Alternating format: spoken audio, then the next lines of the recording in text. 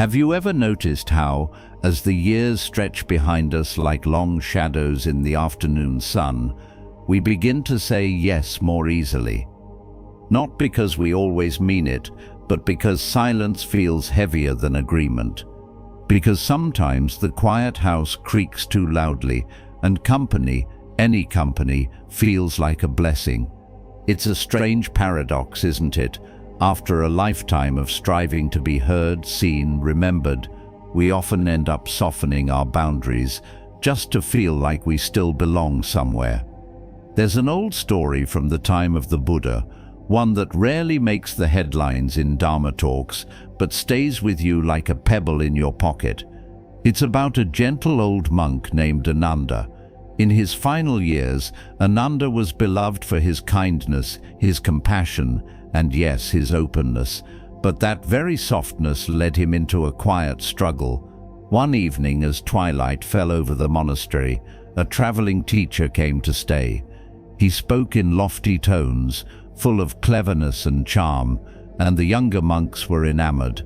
Ananda, ever the gracious host, welcomed him warmly, offered tea, offered space, offered listening, and over time, without realizing it, he began to bend, not in body, but in spirit. It was the Buddha himself who eventually noticed.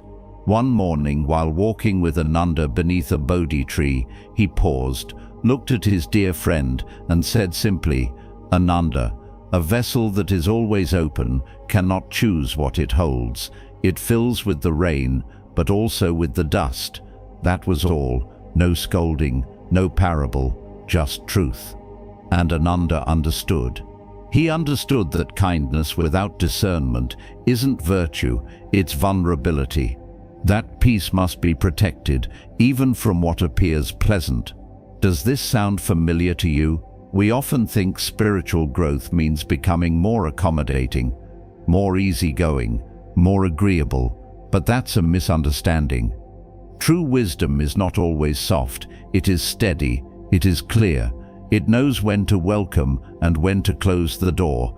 It knows that saying no can be the most sacred act of self-respect. I've seen it many times, perhaps you have too. A friend in their 70s, widowed, kind-hearted, always hosting others. She bakes for the neighbors, listens to every phone call, attends every invitation, and yet, when you ask her how she's doing, her eyes look far away, tired. Not just from the years, but from the weight of being everything to everyone. Her days are full but not fulfilling. Her peace she gave away in teaspoons. So here's the quiet question. When did we start believing that aging meant opening ourselves to everyone, all the time? There's a line in the Dhammapada that says, "Better it is to live alone, there is no fellowship with the fool." Strong words, perhaps, but not cruel. In Buddhism, a fool is not an insult, it's a condition of blindness, of not seeing clearly. And we too fall into foolishness when we forget that we are not required to please everyone who knocks. Let's take a breath here. Not everyone who smiles is meant to sit at your table. Not every invitation is a blessing. Not every warm conversation is nourishing. And sometimes the most dangerous people in our lives are not those who yell or harm or fight. They are the ones who slowly, gently wear down our spirit with subtle expectations, who take from our energy without returning it, who enter not to connect but to feed. That's why discernment isn't a privilege of the young. In fact, it's more crucial now, when your time is more precious, your peace more sacred, your energy more finite. You might be wondering, but isn't kindness the way of the Buddha? Aren't we meant to be open-hearted? Yes, but the heart also has walls, not to keep others out, but to keep the sacred in. Kindness without clarity is like a lantern with no flame. It may look comforting from the outside, but it offers no true light. Let me take you back again, this time to a small village where an old laywoman lived alone, a student of the Dharma from her youth. She had a simple shrine in her home and spent her mornings in silent meditation. Over the years, many came to her for guidance, for stories, for company. But she was known for one thing, her gentle no. She said it like a prayer, not out of harshness, but from knowing.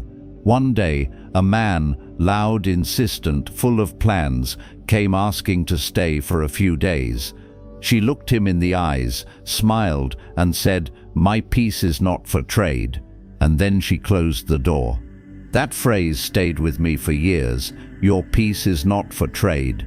So I ask you now, where in your life have you traded your peace for politeness, for fear of loneliness, for not wanting to seem rude? It's not easy, I know. Many of us were raised to believe that saying no was unkind, that boundaries were selfish. But as the Buddha taught, compassion must begin with oneself. You cannot pour tea from an empty pot, and you should not offer silence when your spirit says enough. We'll explore this further in the next chapter, but for now, perhaps it's enough to sit with this truth. You are allowed to protect your heart. You are allowed to choose who enters your sacred space. You are allowed to walk away from what unsettles your soul. In fact, you must, because what lies ahead for you, yes, even now, is not decline, but deepening, not disappearance, but distinction. And that begins by remembering that the word no, spoken with grace, can be one of the most loving things you ever say. Shall we continue? Some people think silence is always soft, always yielding. But you and I both know that's not the full story, is it? Silence can be sacred, yes, but it can also be heavy. It can speak louder than words. There's a kind of silence that builds peace like a temple around you, and another kind that erodes it, like waves against a cliff. And the difference, I've come to believe, lies in whether that silence comes from wisdom or from fear. Let me take you back to the monastery of Jetavana, where the Buddha once taught under the whispering sal trees. There was a disciple, his name was Buddha, who struggled with what we might now call people-pleasing. He was generous to a fault, always available, always accommodating. If someone asked for help, he gave. If someone asked for time, he offered it, even when it meant skipping meditation, missing rest, losing himself. Over time, his spirit began to shrink under the weight of constant giving. Not because generosity was wrong, but because it wasn't guided by discernment. One morning, the Buddha found Buddha sitting by himself, exhausted but smiling politely at yet another visitor, and he asked him a single question: "Who tends the fire in your own hearth?" Buddha didn't understand at first, but the word stayed with him. Who tends your fire? Who rekindles your flame? Or are you always busy warming others until nothing burns for yourself? It's a question we should all ask, especially in this chapter of life, when energy isn't endless, when every ounce of attention has weight.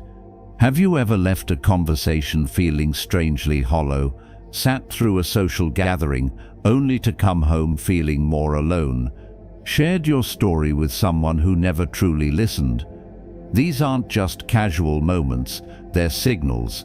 Your inner world, your intuition, your spirit, it speaks in these small discomforts. But here's the challenge: when you've spent decades being the reliable one, the agreeable one, the pillar others lean on, it becomes almost impossible to say no, not today, or even harder, this no longer serves me.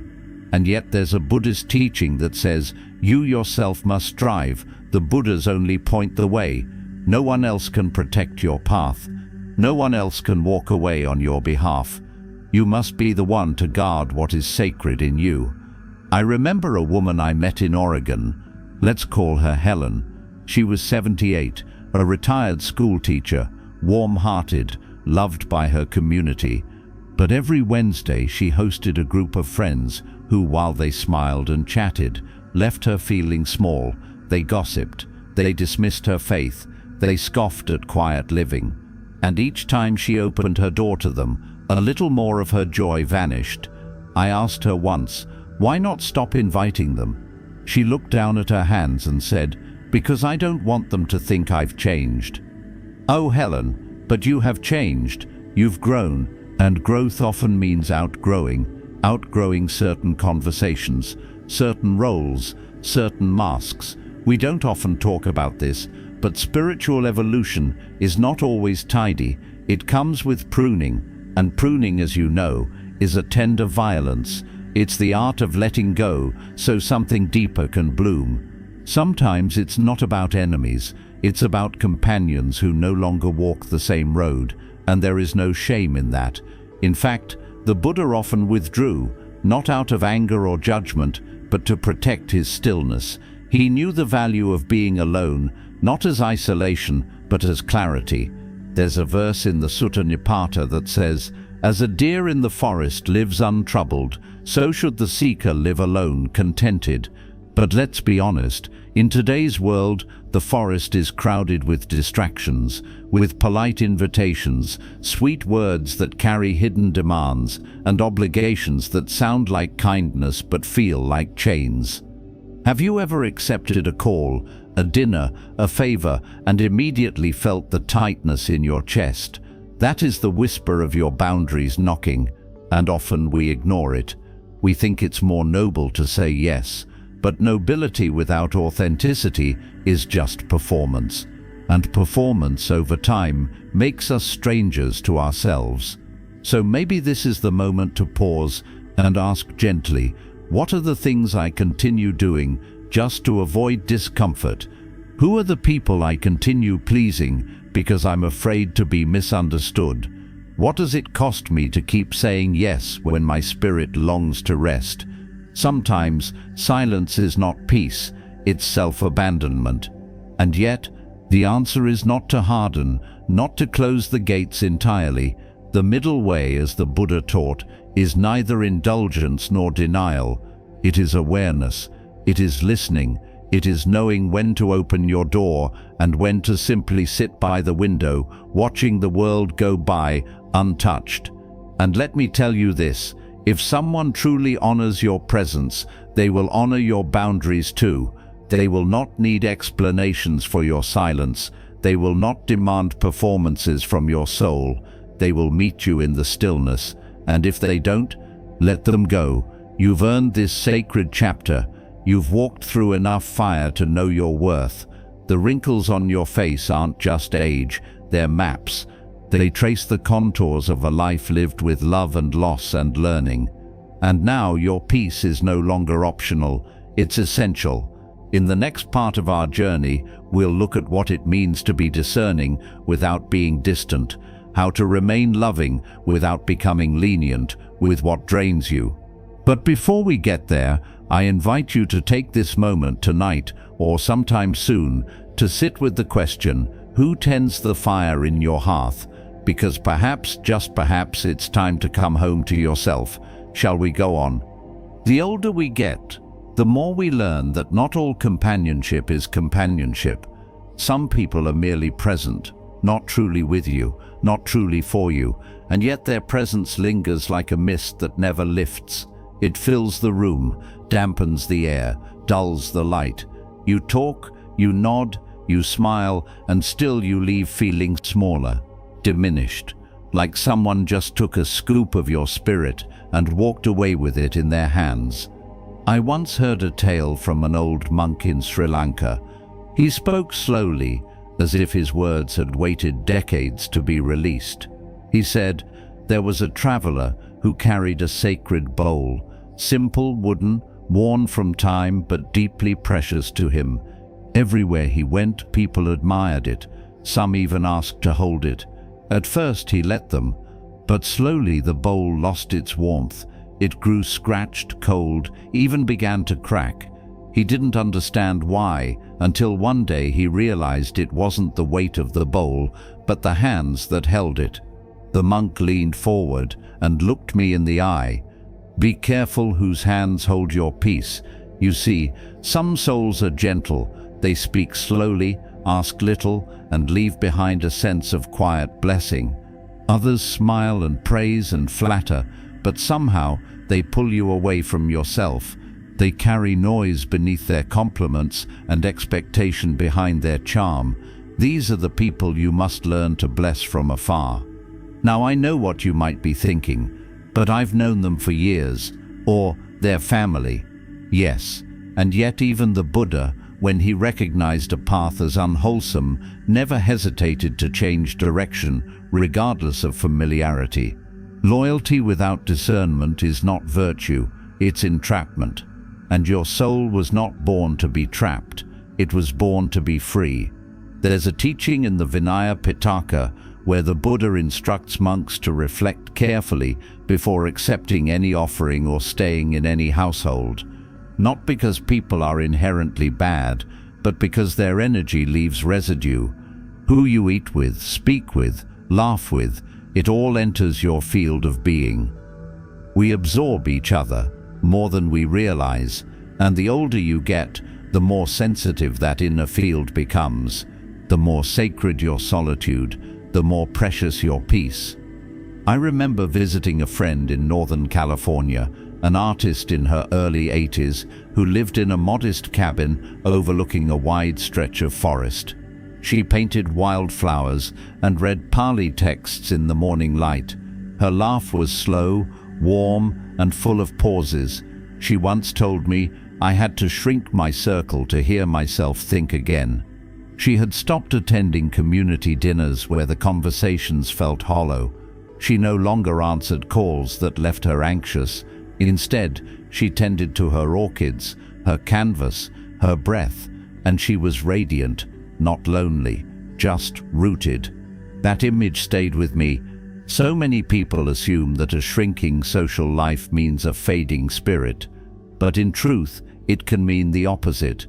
It can mean spiritual ripening, a deepening, like fruit turning from tart to sweet as it matures. In the words of the Dhammapada, one is not noble who injures living beings.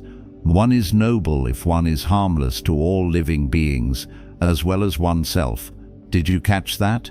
As well as oneself. Self-harm doesn't always come with cuts or bruises.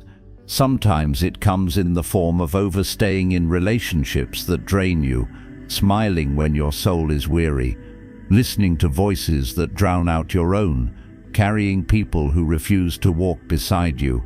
There's a kind of love that clings, that demands, that guilts, and then there is metta, loving kindness without attachment.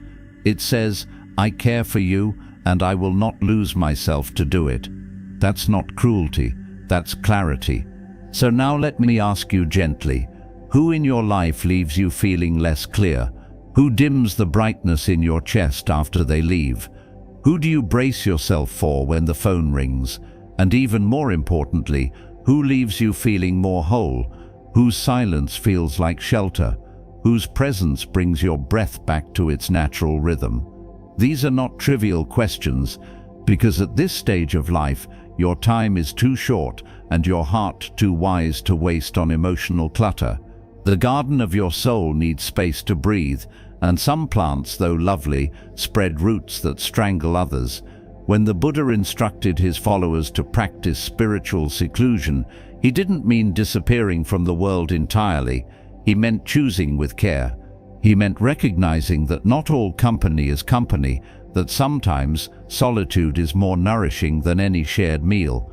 So if you're finding that your spirit feels worn thin, perhaps it's not because you've aged.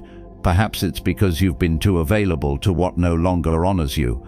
In the next part of our journey, we'll walk into the deeper woods of what it means to live set apart, not in bitterness but in reverence. To create a sanctuary, not just in your home but in your heart.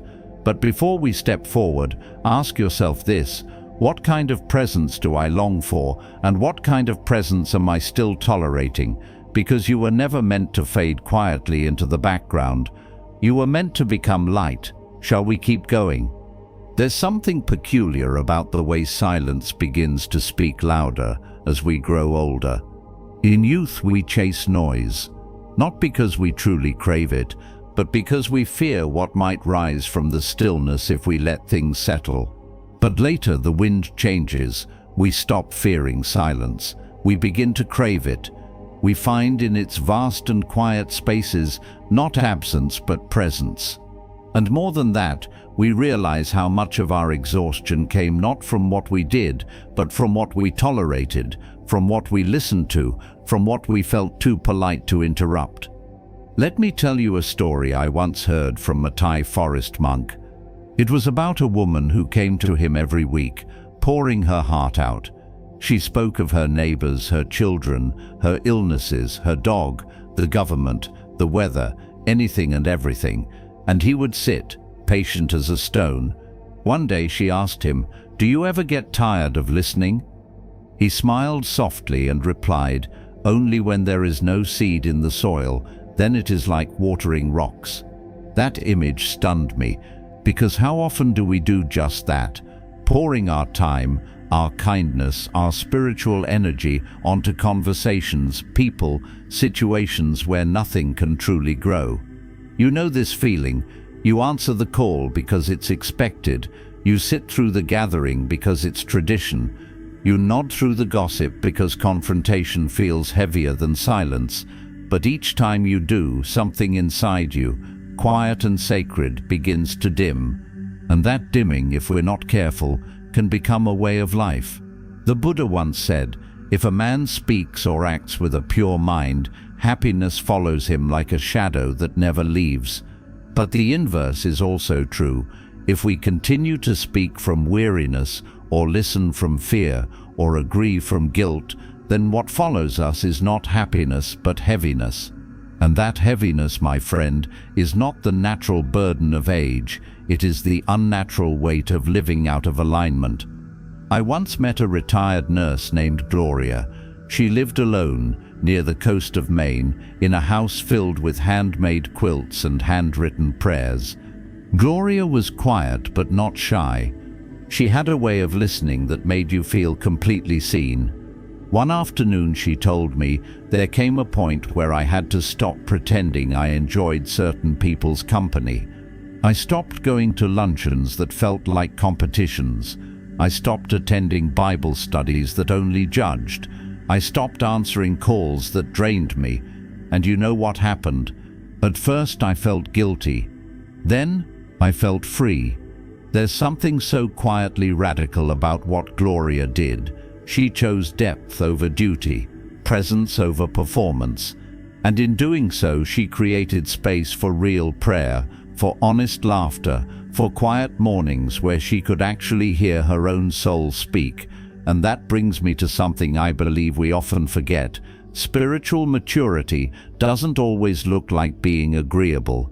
Sometimes it looks like being absent, being unavailable, being unreachable to what no longer feeds your spirit. That's not selfishness, that's stewardship. Your time is a sacred offering. Your attention is currency. Your presence is medicine. But medicine can become poison if given in the wrong dose to the wrong patient. You are not meant to medicate everyone else's emptiness at the expense of your own wholeness. There's a beautiful passage in the Samyutta Nikaya where the Buddha says, "Just as a bee gathers nectar and does not harm the flower, so should the sage dwell in their community." What wisdom! To be present but not invasive, to offer sweetness without depletion, to leave the space intact. But how many people in your life enter like bees, and how many like storms, leaving mess in their wake? I don't ask this to stir bitterness. On the contrary, I ask it so you may begin the gentle process of discernment, not with a sword, but with a lantern, not to destroy, but to illuminate. Who makes you feel heavy even before they arrive? Who do you find yourself rehearsing conversations for just to feel prepared? Who do you feel you must shrink around in order to be acceptable? And perhaps more tenderly, who brings out the soft smile in you, who listens without fixing, who leaves you feeling more you? The more attuned you become to these subtle differences, the more your life transforms, not with fanfare, but with grace. It starts in the moments when you say less but mean more, when you answer the phone with a gentle boundary, when you turn down an invitation, not with excuse but with truth. I need quiet today. when you stop apologizing for needing solitude, for craving depth, for desiring what is real. In the next chapter, we'll begin to explore what it means to bless and release, how to let go of connections with reverence, how to set others free without guilt, and how to forgive not only others but ourselves for staying too long in places we had outgrown. But for now, just breathe, perhaps place a hand over your heart, whisper something kind to yourself, and know that you are allowed, yes, allowed, to protect the sanctuary you've spent a lifetime building. Shall we go on? There comes a time, perhaps you've already felt it, when the ache of holding on becomes heavier than the sorrow of letting go. It's not dramatic, it doesn't come with thunder or slammed doors. Often it begins with a quiet knowing in the chest, a soft whisper that says, "This is not for you anymore." It might be a relationship, a habit, a group you once loved, or a conversation you find yourself dreading. Whatever it is, the truth arrives not with a shout, but with a silence, a stillness that no longer wants to be disturbed. And yet, we hesitate. Why is it so difficult to let go, even of what we've outgrown? Perhaps because we mistake loyalty for love. Or maybe we were taught that leaving something behind means failure, that releasing a person means rejecting them, that setting a boundary means becoming cold. But none of that is true, not in the eyes of the Dharma, not in the light of wisdom. There's a story from the Buddha's early years that speaks to this, one of his lesser-known encounters, but one I've always found deeply comforting. A young woman came to him in tears, grieving the loss of a friendship that had turned bitter. "Should I fight to fix it?" she asked, her hands trembling. "Should I wait? Should I endure more?" The Buddha looked at her, not with judgment, but with the softness of one who has seen many storms. And he said, "If you hold on to a branch already broken, it will not carry your weight. Let the hand open. Let the current guide you to stronger roots. The hand must open, not to push others away, but to release what can no longer hold us in truth." You see, holding on is not always a sign of strength. Sometimes it's the fear of what comes next, the fear of the unknown, the fear of being seen as unkind. But I'll tell you this, because perhaps no one else has, it is not unkind to walk away from what makes your spirit wither. It is not wrong to outgrow a place you once called home. I once met a widower named Carl in Vermont. He was in his early 80s, tall and slow-moving, with eyes like worn leather and a voice that cracked with time. For years after his wife passed, he clung to their old circle of friends, not because he still felt connected, but because he didn't want to disappoint anyone. They were her friends, he said quietly, and I felt I owed them something.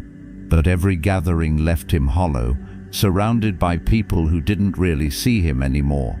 One day, after sitting through another wine-soaked evening of small talk and shallow laughter, he walked out mid-sentence, didn't say a word, just left.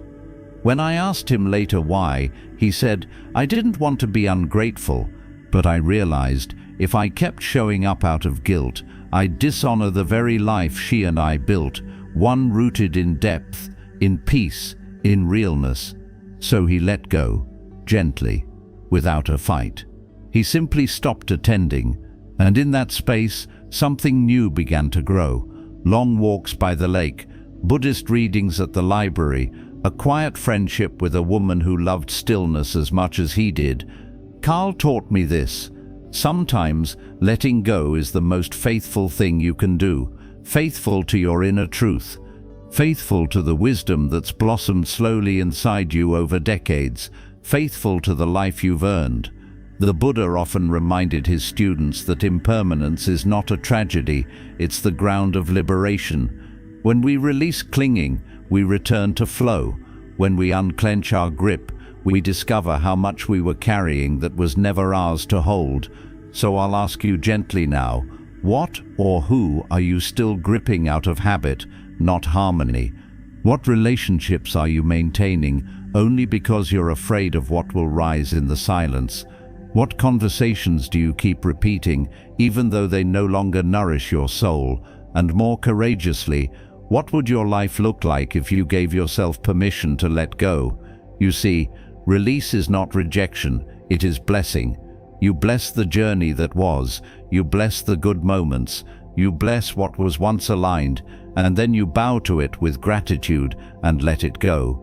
There's a line from the Zen tradition I often return to: leave no footprints in the snow. It means walk lightly, do not drag things behind you, do not create grooves so deep that you cannot change direction. Be willing to vanish from spaces where your presence is no longer rooted in peace. It might be hard at first.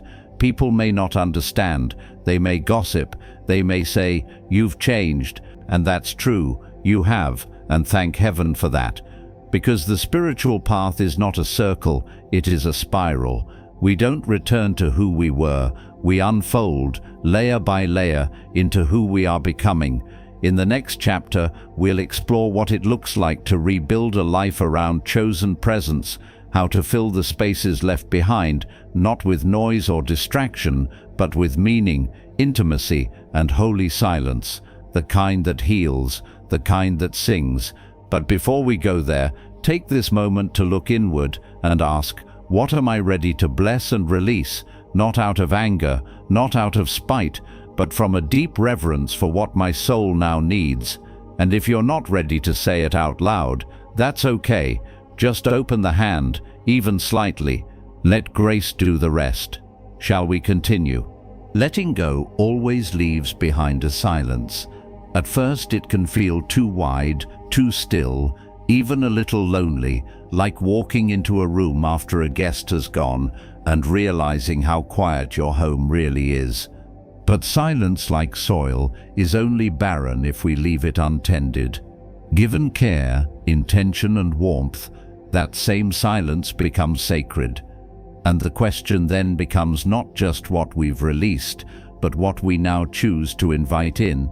You see, the spaces we create by walking away from what no longer serves us, they are not empty, they are waiting to be filled, not with noise but with nourishment, not with new distractions but with deeper presence. There's a story from the Buddha's time that speaks to this gently. After years of traveling, a monk returned to the monastery and found that many of the elders had passed on.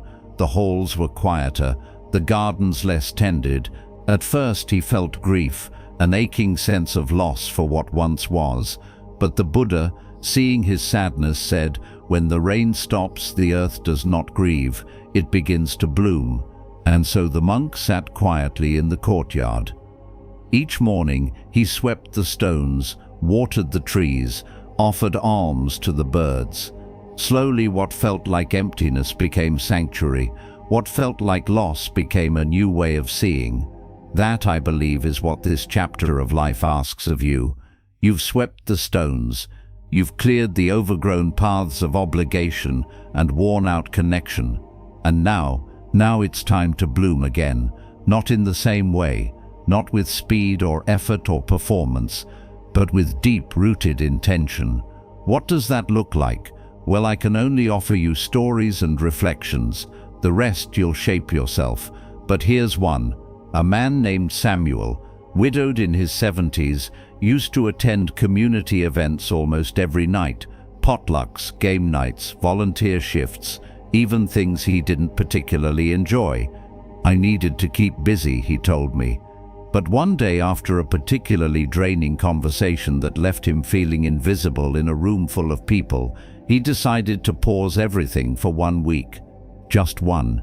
He cancelled his engagements, turned off his phone, spent his days walking, reading Buddhist poetry, making soup from scratch.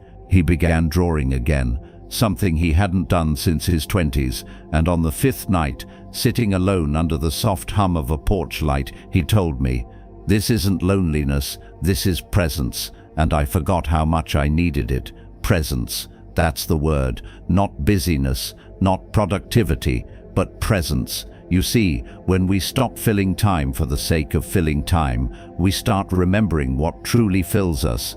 The laughter of someone who listens, not just hears, the pleasure of tea sipped slowly in the morning, the light as it dances across your bedroom wall, the sound of your own breath, uninterrupted. But more than any of these, it's the feeling of being with yourself, without shame, without rush, without fear. In Buddhist practice, this is called sati, mindfulness, not as a technique, but as a way of being, a remembering, a coming home. And the home you return to is yourself.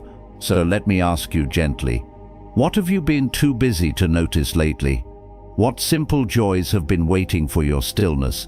What parts of you have been buried beneath the weight of social expectation or constant engagement?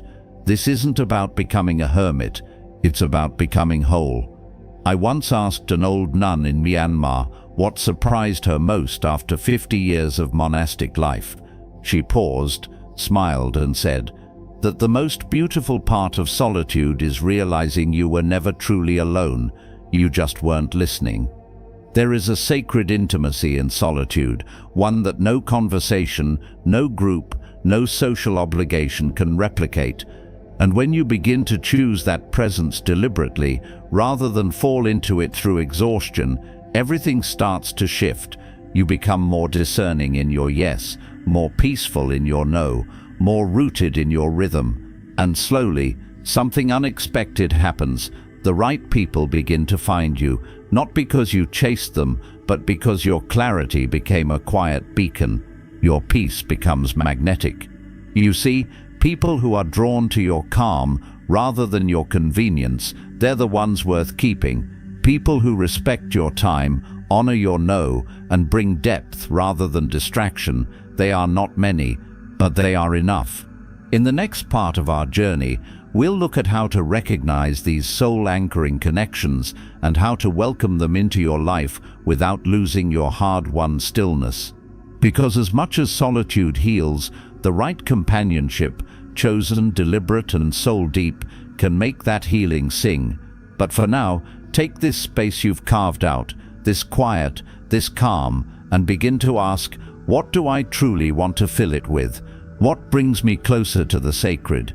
What brings me closer to myself? Because this season of life, it is not a slow fade, it is the flowering. Shall we go on? In every life, there comes a moment when we begin to long, not for more people, but for more meaning in the company we keep. Perhaps you've felt that shift already, the way shallow conversation starts to itch like an old wool sweater, the way performative smiles become harder to hold, the way you start looking for eyes that stay with you a second longer, words that land softly, questions that carry real curiosity. This, my friend, is not you becoming less social, it's you becoming more true.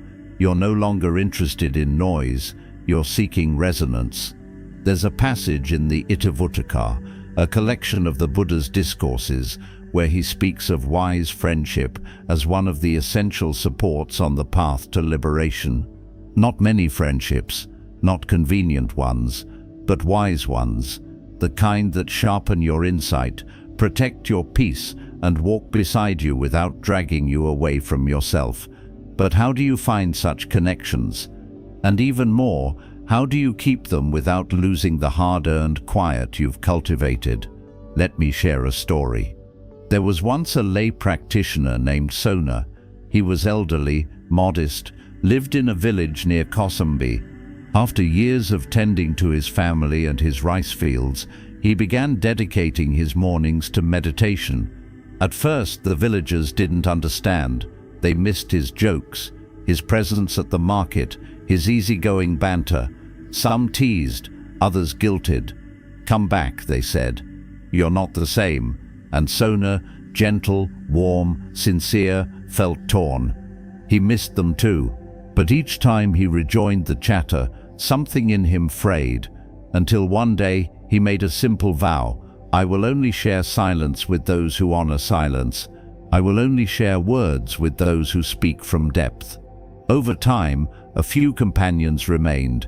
They didn't always talk. Sometimes they just walked beside him as he swept the temple steps. Sometimes they sat in silence under the neem tree. No effort, no pretense, just presence. And in that stillness, something bloomed. A friendship not of entertainment but of anchoring. That is the kind of company your soul craves now.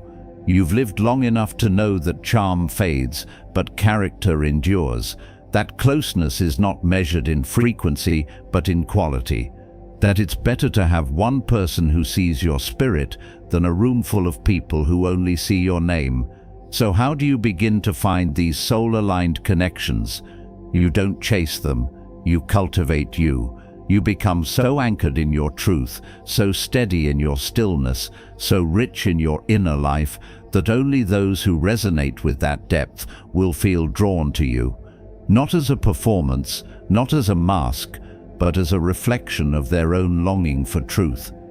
There's a phrase I love from the Therigatha, the poems of the elder Buddhist nuns. One of them writes, "I have no need for many. One who understands the Dharma is friend enough." Such clarity, such power. She knew the weight of superficiality, and she walked the other way. So let's bring this down to the everyday. Maybe it looks like declining invitations that come from obligation, not joy. Maybe it's sitting in your favorite chair with a good book rather than enduring another conversation that leaves you drained. Maybe it's reaching out to that one person who always meets you in the quiet, not to talk, but simply to be. And perhaps more than anything, it's allowing yourself to be fully you. No small talk if it bores you. No fake enthusiasm if your heart isn't in it. No nodding just to be polite when your spirit is whispering otherwise. Because here's the quiet truth. The more honestly you show up, the more you magnetize the right souls. I think of a woman named Irene I met during a retreat in the Catskills. She was in her late 70s, wore big hats and bigger glasses, and had a laugh like a bell. She told me, "I used to try so hard to be liked. Then I realized I don't need to be liked, I need to be met." And once she dropped the performance, the most unexpected thing happened. A new circle formed around her. Gentle people, wise people, people who weren't afraid of silence or sadness or depth, people who knew how to pause. And that, I believe, is the mark of true companionship in this season of life. People who know how to pause with you, who know that not every silence needs to be filled, that not every moment needs to be explained. So now I'll ask gently, who in your life leaves room for your silence? Who honors your boundaries without questioning them? Who reminds you, not with words but with presence, that you are enough, even in stillness? And if no names come to mind right away, don't be discouraged. That's just an invitation to deepen your own presence. Because the more at home you become within yourself, the more you'll attract those who feel like home too. In our next chapter, we'll explore the idea of legacy, not as something you leave behind after you're gone, but something you live and breathe right now, in the choices you make, the energy you carry, and the way you walk through the world. Because whether you realize it or not, your presence teaches, your silence speaks, your life is already a transmission. But until then, I invite you to soften into this truth. You are not too old to form sacred connections. You are not too late to find soul kin. And you are never alone when you're walking in truth. Shall we continue? There's a quiet misunderstanding that often settles in with age. This idea that legacy is something we leave behind, something distant and final, like a will or a photograph or a bench with our name carved in it. But legacy, true legacy, is not about what comes after you're gone. It's about what lives in your presence now. It's the feeling someone gets when they sit beside you, the energy you bring into a room, the memory you leave behind in a conversation long after the words have faded. And you, whether you realize it or not, are already leaving ripples behind you. I remember a moment, nothing flashy, nothing formal, just a simple afternoon in a temple courtyard in Chiang Mai. There was an old monk, must have been close to 90. He didn't speak much, didn't teach formal sermons anymore, but every morning, just after sunrise, he would sweep the temple floor with a wide bamboo broom. That's it. No audience, no praise, just sweeping. And yet, people came. Tourists, locals, even other monks. They'd sit at a distance watching him move, and you could feel it, this deep, unshakable stillness that radiated from him like warmth from a fire. One day, someone finally asked him, "Why do you still sweep every day?" He looked up, smiled faintly, and said, "Because someone is always watching, even if it's only the self I'll meet tomorrow." That to me is legacy, not in grand gestures, not in written words, but in the lived rhythm of who we are when no one seems to be looking. And so I ask you now, what is the feeling you carry into a room? What does your presence teach without saying a single word? The Buddha once said, "A person is not wise merely because they talk a lot. The wise are those who are calm, free from hate and fear." You don't need titles, you don't need eloquence, you don't need a platform, you just need presence. And presence, especially in later years, is the most powerful thing you own. But let's not romanticize this too quickly. It takes courage to live from presence, especially in a world that often overlooks the elderly, mistakes slowness for irrelevance and speed for intelligence. But I'll tell you this, the deepest teachings I've ever received didn't come from books. They came from elders who had walked through fire, buried dreams, loved deeply, lost profoundly, and still chose kindness. There's a woman I visit sometimes, Miss Lorraine. She's in her 90s, mostly homebound, lives in a small town tucked between mountains. When I visit, we don't talk much. She sits in her armchair, wrapped in a faded shawl, eyes full of light. Sometimes she hums, sometimes she looks out the window, and every now and then she'll say something that slices the air with unexpected clarity. You know, the birds don't ask if they're making a difference, they just sing. That's what you become in this season. A quiet songbird, not trying to impress, just living truthfully, steadily, faithfully. And that song? It echoes further than you know. So what does it look like to live your legacy now? Maybe it's writing notes to your grandchildren, not advice, just stories. Maybe it's smiling at the cashier with full presence, not distracted kindness. Maybe it's pausing before you speak and letting silence be the truest answer. Maybe it's praying, not for outcomes, but for clarity. Maybe it's choosing not to argue, not to convince, but simply to be a mirror, reflecting calm, dignity and grace in a world that's forgotten how to slow down. And what happens when people don't understand this way of being? When they say, "You're too quiet," or "You've changed," or "You don't come around like you used to." Let them say it, because yes, you have changed. You're becoming less reactive, more intentional. You're shedding roles that were never truly yours to begin with. And if that means being misunderstood, then so be it. The oak tree doesn't explain itself to the wind. There's a line in the Digha Nikaya where the Buddha says, "Just as a deep lake is clear and still, so the wise become calm after listening to the teachings." You've listened long enough to life, to grief, to joy, to the Dharma whispered in the soft places between words. Now your task is not to chase wisdom, but to embody it, not for the world to applaud, but because the person sitting across from you, at the coffee shop, in the waiting room, on the bus, they might be watching. They might be aching for steadiness. And in your breath, your stillness, your way of holding a cup of tea with reverence, they might find it. This is legacy, and it's not coming, it's already here. In the next part of our journey, we'll begin exploring how to protect this presence, to keep it from being diluted, distracted or dimmed by the noisy, urgent world that constantly demands access. Because once you start living with depth, you also have to learn how to guard it.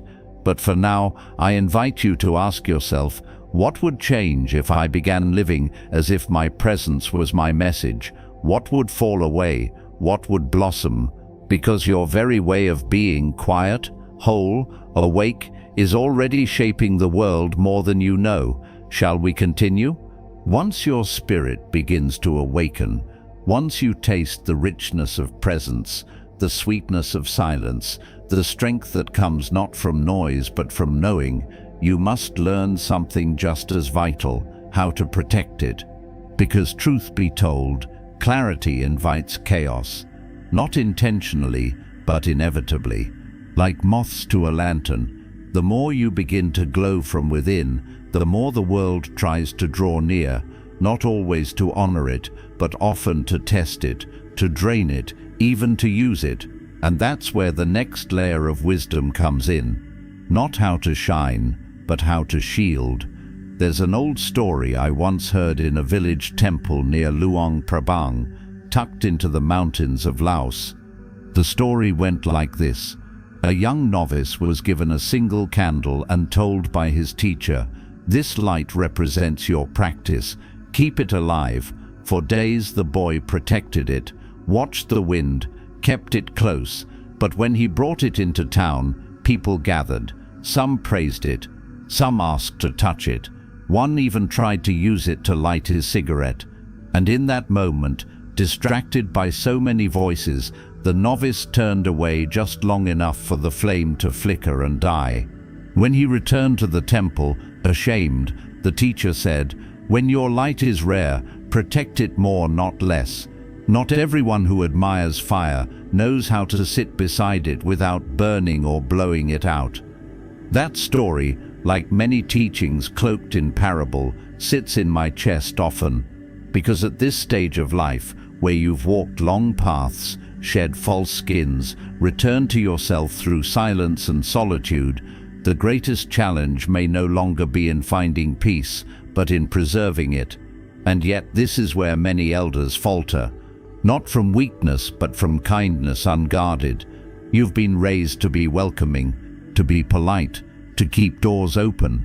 And while hospitality is beautiful, spiritual hospitality without discernment is dangerous. Some will come near you, not to walk with you, but to lean on you until you tip. Not out of malice necessarily, but out of their own unconscious need. And if you are not careful, you'll find yourself back in old patterns, nodding when you mean no, listening when your bones beg for quiet, giving when the cup is already dry. So let me say something plainly, with the kind of gentleness that doesn't flinch. You are not responsible for saving everyone who knocks. You are not required to be the soft place for others to land when you're still mending your own wings. And it is not cruel to say, "I need space." There's a line in the Anguttara Nikaya where the Buddha teaches, just as a fortress is protected by watchmen, so too must one guard the mind with mindfulness. But it's not just the mind, it's your energy, your presence, your peace.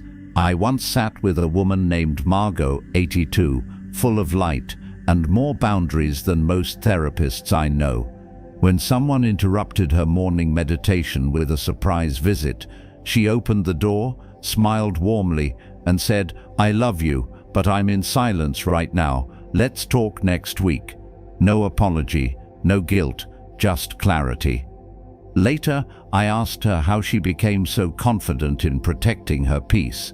She said, "Honey, after 50 years of tending to everyone else, I realized that if I don't guard what nourishes me, I have nothing left to give, and worse, nothing left to be."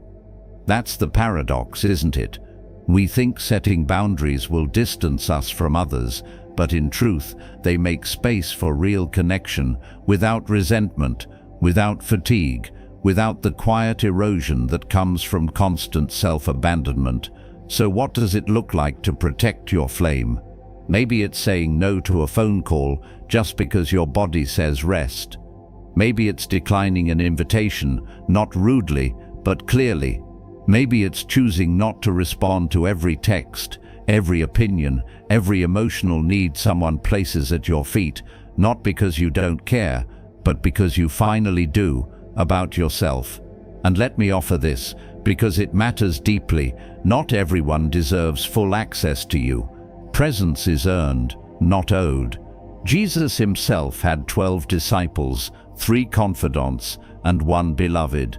And he often withdrew, not to avoid, but to align, to reset, to remember. So now I ask, what drains you that you've been tolerating? Who interrupts your stillness, not with reverence but with noise? What habits, checking your phone, scrolling, replying out of duty, have become leaks in your spirit? And more courageously, what would it feel like to reclaim your day, not as something to survive, but as something to inhabit fully?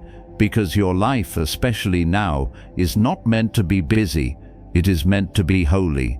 In the next part of our journey, we will explore how to carry this light, not just in solitude, but into the world, how to walk through a noisy, demanding world without letting it touch your core, because wisdom is not just protected in silence, it's tested in movement.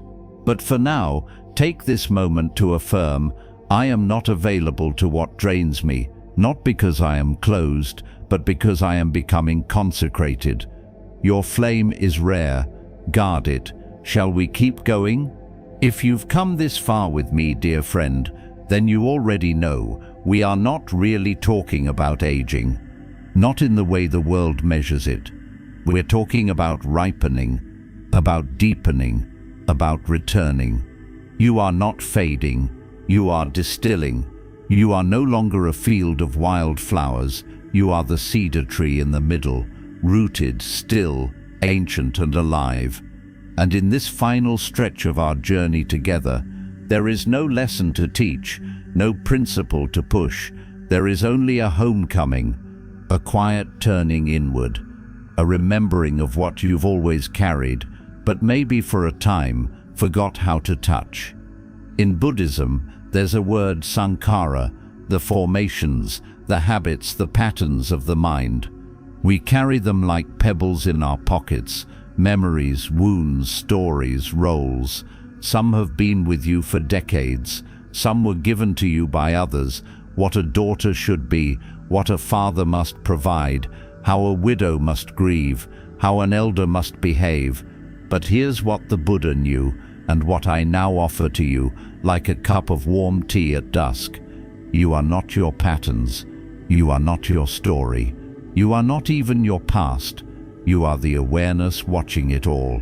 And that awareness, it was never old, never tired, never ashamed. It is pure, steady, luminous. It waits for you patiently every time you turn inward, every time you step out of the noise and back into your breath, every time you pause instead of explaining, every time you forgive yourself for staying too long or leaving too soon. It is there, like a still pond beneath all the ripples.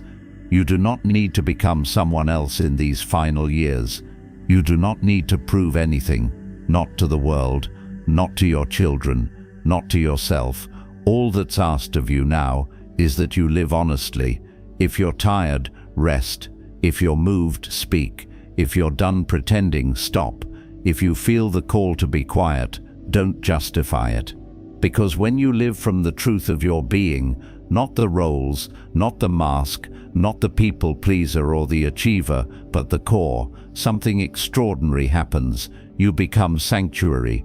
People may not say it, but they'll feel it. In your presence, they'll breathe deeper, speak slower, reflect longer. You won't have to convince anyone of anything. You'll just be, and that in itself will be the most powerful sermon you ever offer. I think now of a monk I met once in southern India. He was near blind, his spine curled with age, his voice thin as rice paper. He sat beneath a tree each morning, saying nothing, just breathing. And people came, young travelers, grieving mothers, angry husbands. They sat beside him. No advice was given, but everyone left, softened. When I asked him why he sat there each day, he smiled gently and said, "Because the world is noisy and someone must hold the silence. Maybe that someone is now you. Maybe this is your calling, not to fix, not to prove, but to hold the sacred quiet of a life deeply lived. And when others ask, why are you so still these days? Or why don't you come around as much? Let them ask. You don't owe anyone the map of your inner journey. Some paths are meant to be walked without explanation. Let them call you distant. Let them say you've changed. Let them whisper that you've grown strange, and let it be true, because strange to the world often means closer to spirit. You are not here to keep up. You are not here to entertain. You are not here to be everything to everyone. You are here to be aligned, to be present, to be free. And when the final pages of your life turn, and they will, may they not read like a rushed summary of everyone else's demands. May they read like a poem, full of breath, full of space, full of truth. There is nothing left to prove. There is only this, the cup of tea in your hand, the steady beat of your heart, the breeze through your window, the sound of your own name, whispered back to you by the universe. Welcome home. May you walk gently through your days, carrying the quiet wisdom that has always lived within you. May your silence be deep, your heart be light, and your presence, whether alone or in company, be a blessing too subtle for words. Until we meet again, may you find peace, not at the end of the path, but in every step you now take.